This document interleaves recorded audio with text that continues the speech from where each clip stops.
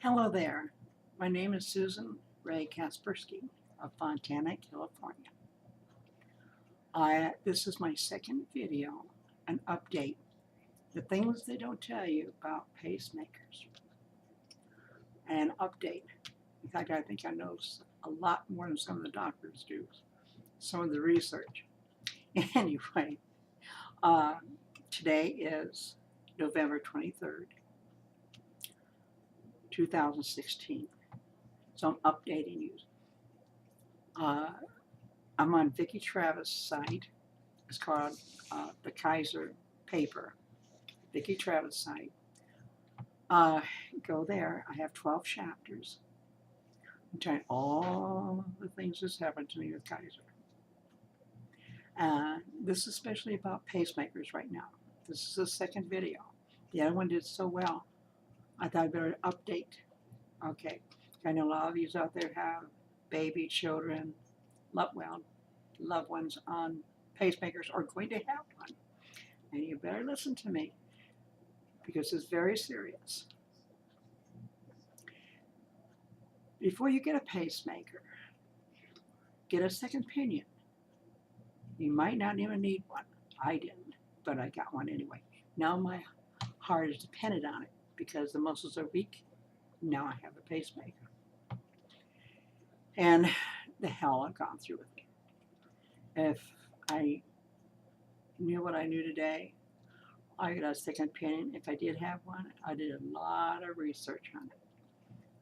Don't go by what all the doctors tell you. Do your own research. First of all, when you get a pacemaker and they put it by your collarbone, doesn't mean it's going to stay there. Now they're going to say, oh, it's there. It's moving around. Oh, no, they can't move around. Just do a swag, that's about it. You'll be stationary, you'll be fine. Not necessarily. In 2007 was a nightmare for me. And if you go to my first video, the things they don't tell you about, you'll find out what happened to me. Well, apparently it's starting again. My pacemaker now, I've been complaining and they've been putting me on monitor. Oh, everything's just fine. You know, there's not a thing wrong. That's the RNPs, okay, that have got some training and they know about the machine and how to do whatever. Or the other doctor, whatever he's got at, I don't know. Get to see him once in a blue moon if you're lucky.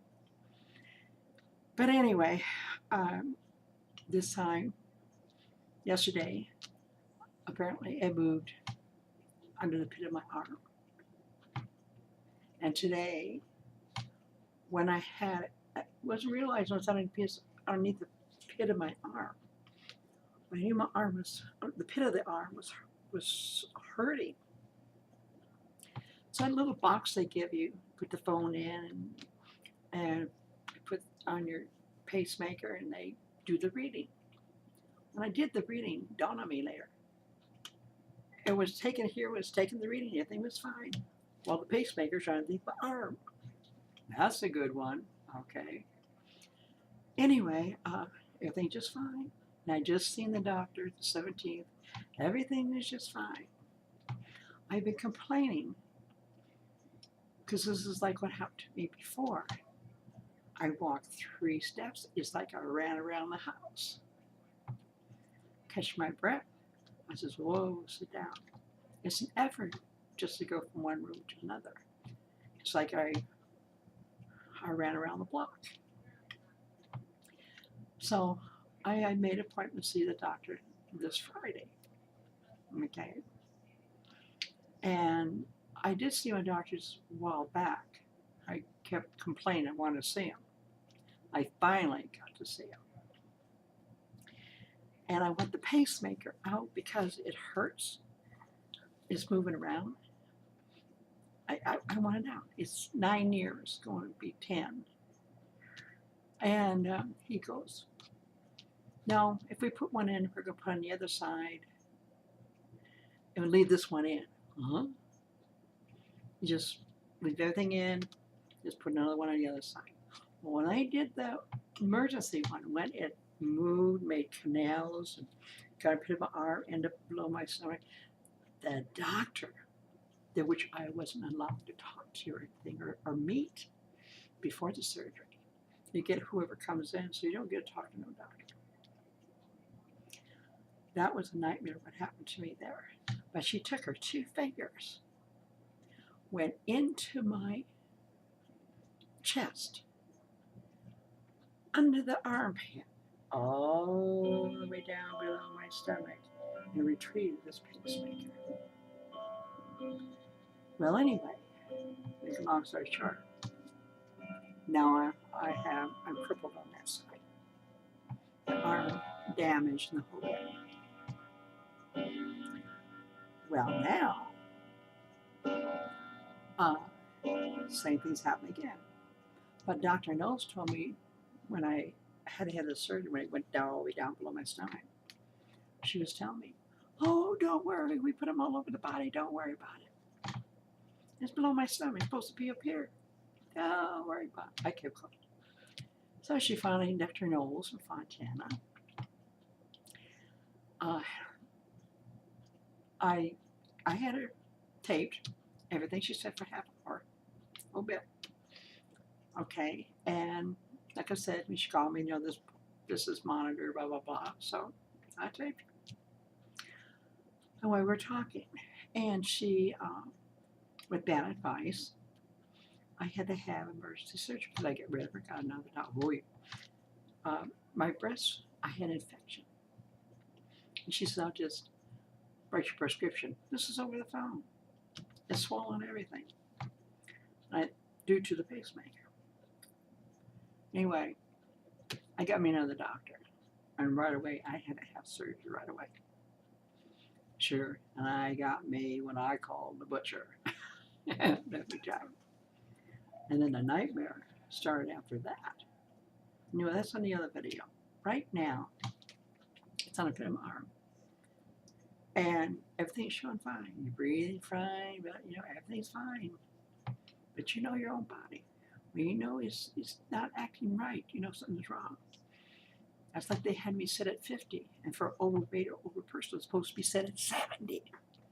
That's why I was going around the house, every day to the ER. It's asthma. Yeah, it sure was asthma, all right. Anyway, that wasn't 30 days, it was 29, almost every day to the ER. Living in the bathroom, on a little blanket, pillow, because I couldn't go far. If I did, I'd pass out. Always in the ER, sent home by wheelchair. Asthma. I wonder how all the little kids with asthma died. All those these doctors don't know nothing in the ER about pacemakers. They got a machine there after I griped that will save your life now if you got a pacemaker. As if you're dying, is okay. But they don't have one in there. And emergency doctors say, "Hey, this is what's really wrong. This is what she needs. Let's do it." No. They send for a tech, which might take 3 to 5, 6 hours. You're dead by the time you get there, if you're not stuck in traffic. And he's not a doctor, he's just a tech. He doesn't know the other fundamental things. All doctors are cardiologists, but pacemaker doctors, cardiologists specialize in this. Like cardiologist doctors all doctors who come, a doctor is a cardiologist automatically. They go on different fields. Okay, some specialize in whatever, the leg, the arm, whatever, specialize in. And pacemaker doctor specializes it's a pacemaker, knows all about machine and everything in the body, okay. A regular cardiologist, a regular MD doctor knows about much as we know, basically a little bit about it, but that's about it. He doesn't specialize in it. So you get sent home. Well, I've been griping about knowing something's wrong. Sent home. Don't worry, everything's fine. Everything's not fine. I don't understand everything, but is beeping at 70? It's not beep, excuse me. Oh, by the way, your pacemakers do beep, beep, beep. And why is it? It's under my arm now. And it's causing me not to breathe. My heart not functioning right. Even though they put me on the machine, so show, oh, we're shocking it. They don't know everything. Okay. They don't give us questionnaires to go home and put out, so they can get all that info on it, plunk it in, and go home. You're playing a little bit of things, your imagination, they don't have enough info. Well, I do. If you know something's not right with your baby, your child, start screaming. Don't take no for an answer. Be a troublemaker, whatever it takes. You only get one baby. You don't get another one like her. I mean, you can, but not like that sweetie. So that person, that child, can live a long, happy life if properly taken care of. So a child, if it has to be monitored right to that child. Pacemakers do beep. Pacemakers do shock your body. You can actually hear it beeping. Okay, and usually that means that a number of reasons can cause it. Okay, but so now I have to see what's going to be going on with me. I'm not having fun telling Kaiser's doctors touched me for surgery. I already had enough of that. I was in the operating room and they dropped me off the table on top. They put me on a baby gurney. A big woman like me, 280-pound woman, on a little, tied me with a sheet in the whole bed. I got a video on that one. Oh, brother. So anyway, they only keep you out of observation about an hour, and they send you home. And at that time, you're allowed 2 visits. That's all. And you waste those 2 visits, you're on luck. But now I guess with my screaming out here, if you get trouble with your pacemaker, you can go to cardiology now. Fine. Okay. And you see RNP. RN. You ain't allowed to see a doctor. No. Just if they're going to have another pacemaker put in, or over the years something dramatic's wrong or something. Give me a break. These doctors go to school for a long time and know everything. RNPs just study for a short time and know how to operate the machine, how it's reading. I don't know. So much. But things have to change. And if we stand together and start, I'm 73 years old now. I'm not old, I'm ancient. I can't get out there and do things, but if I can help or save life, fine. We need a cardiologist doctor in the ER 24 hours. But they think that they're more educated, they went to school longer in this field. And they should have to go spend time in the ER with the regular MDs. Well, those MDs work harder than the cardiologist. They see a lot of things and they gotta save a lot of people's life. Or the other doctor sits in the office and once in a while sees the patient, or I don't know what he does, but he doesn't do much with me. Anyway, we need that. We need another machine in there that can hook you up right away until you have to have surgery. Take over. We don't have that. We don't have the doctor knows how to operate that. So you basically, when you go to the ER without all this, or the proper person to tell you what's wrong, well, they'll send you for a tech. They'll bring a tech in. It might take hours. You might get a tech, but he's not a specialized in this. He just knows if the reading's showing right. It can show right and something dramatically wrong with it, but he's not going to detect it because he's not specialized in that field. He just makes sure it's programmed like that. Okay, I think probably sense other things too, but this is what's happening with me right now. So the pit of my arm, and eventually it will go to my stomach. Another surgery. I mean, you won't believe how many pacemakers I've had within a few years. The mammogram machine tore it away. where it was at. I had a good surgeon who did a marvelous job. Not in Kaiser. And she comes slamming down on it. And, it chipped it loose where it was stationary. But according to x-rays, it looked like everything was okay. But then it started to move, making canals back and forth, the whole bit under the pit, on the end of the arm. And a doctor, my arm, I can only raise it this high now. And he wants to put one on the other side. This side is good. Only thing I got to work with now. So they can just, and he doesn't want to take this one out. He just wants to leave it in, leave the leads in, put no one on the other side, cram it all in. And these leads, after they get old, sometimes they chip off. They go to the heart and you're dead. Just take it out. It's risky. Well, anything's risky. I just want the down-cough thing out, put all new in, and put it back in the same place, whatever. So that's my gripe right now. We'll see if I had to fight Kaiser to get done what I want done, or they're going to tell me, oh, you're just fine while I'm gasping for air. Then that means, oh, here I am, fighting Kaiser again. You get done what I want to get done. That means hand deliver, a complaint. This is what I want. And 2 or 3 times they'll deny me if I live that long. And then I have the right to go to outside doctor. And they'll pay for it. And I get to get another opinion. And that opinion is what I think it is. Then I can have it done.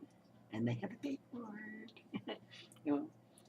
Anyway, one thing about Kaiser, fermenting,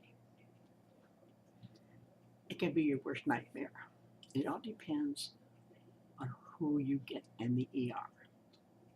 You get a good doctor, everything's fine. You get a bad doctor, it can be hell. They got to the point you're like a number. And if you're a senior citizen, all that garbage going around talking about senior citizens where they just send them home to die, really can't do anything because they bleed the system. They're so old anyway. Well, my husband and I had experience, and I believe that today. Not all doctors, but there's doctors there in the ER, or doctors go to see that you figure you're no use no more. Why you do this and that for her? I'm gonna go home and die. Why should I try to make life a little bit more happier for her, more comfortable? She's bleeding the system. Worthless. I believe that today. Me and my husband experienced it. It's a shame that doctors are supposed to live up to an oath. They're supposed to be loving and caring for all people, young, old, whatever color, whatever. It's not like that today. It's like anything, you have to fight for your rights. I got this pacemaker, and they promised me that they'd take care of it. They violated that law. They violated it. And anyway, I'm not much of you can tell, video maker. I'm not experienced or anything. I'm just a great grandma. I want to say some lies out there. And you men and women who have family or yourself, when you go into the ER and you're gasping for air, make sure that pacemaker is set at 70. And if you're still all of a sudden gasping for air, there's something wrong with your pacemaker. Definitely wrong with it. I don't understand if the pacemaker is way on the other side of the body. Why? And I can take a reading on this side. The little box they give you, the little magnet over you, and it takes a reading. They said it has to be right over it, it won't read. Well, I did that today. It was under the pit of my arm. And they said it was just fine. They doctors don't know everything. So they do beep. They do shock you if you've got too many programs. It can shock you like inside your body, like boom, boom, They make beeping noise like a fire alarm, when you come to the ceiling. Not programmed right, cause you from not being able to breathe right. Have to be set at 70 for higher for a fat person or older or senior or something, adult. Not 50. Not unless you're a midget and small or something. But anyway, I go to Vicki Travis' site. This is places with Kaiser that where all the lawsuits are, all the complaints, uh, letting people know what's going on. So it's where you know where you stand when you go somewhere and you have something done at Kaiser. Kaiser ER scares the hell out of me. I've already been there through hell with my husband, but why am I staying with it? Because my husband doesn't like change and I'm stuck with it because we're retired. It's the plan we're on. It's a beautiful plan. Everything's convenient there. The money wise, it's fantastic. The plan we're on for senior citizens, we can't beat it. But the doctors, the care, oh my God. Thank God I got a good a good MD doc for a family. I finally got a good one. His wife works there too as a doctor. She's fantastic too. There's one other doctor I met, saved my husband's wife, and thank you to Nancy, Dr. Carlson's, Nathan Carlson, my doctor, nurse, who saved my husband's life from the stupidity of doctors in the ER. It wasn't for her and this one doctor to get him into the ER again and get him to the hospital. He'd have been dead the next day. So it depends on who you get. So when you get an ER doctor, remember, they're tired, they're wore out, they're cranky, or whatever. And if they see a grown-up, what she'd gripe about this time, you know, whatever. And I went in just recently to the ER. Been a while since I've been there. I went into the ER by ambulance. I couldn't breathe, having a hard time. I was full of pain, and it was miserable. And they didn't do anything for me, just sent me back home. Still horrible, miserable. I was in so much pain, it was like a 10. My shoulder, my back, my head. What the heck's going on? I get the second doctor. Going to the second ER hours later again. And he said, well, I'm not going to run no tests or anything. We've run nothing wrong with you. And sent me home. But he did send me home with some blood pressure because when I got there, my blood pressure, the top one was 333. When they dismissed me, I was 277. Mm-hmm. And anyway, I found out when I went to this one doctor after the follow-up. And he says, you know why? Thank you, Nancy got me into this one specialist doctor. Why the last doctor ER called me a hypochondriac. I said, well, I'm a hypochondriac. Why is my blood pressure coming in here still high at 300, well over 333? It's saying something's wrong. I'm not imagining this pain. The doctor finally told me this one. He says, why? If your blood pressure shoots up sky high, it can cause you to have pain in your whole body, part of your body, like no tomorrow. Your head, whatever. But once your blood pressure comes down, the pain goes away, you get it controlled. Or if you have an accident, it causes your blood pressure go up high and you got pain like crazy. That made common sense. Common sense. Now I was wondering why I went away so quickly, shortly next day, most of it. My blood pressure. So the second doctor called me hypochondriac because I came in the second time hours later. And the first one didn't do a damn thing for me. Ain't that something? I guess you see, you think, let her go home and die. Oh, what the hell, make some room for some young people. Okay, I gotta be sarcastic. Anyway, it's Susan Ray Kasperski, Fontana, California.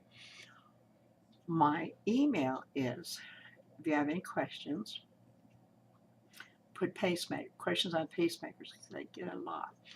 And sometimes I delete by mistake.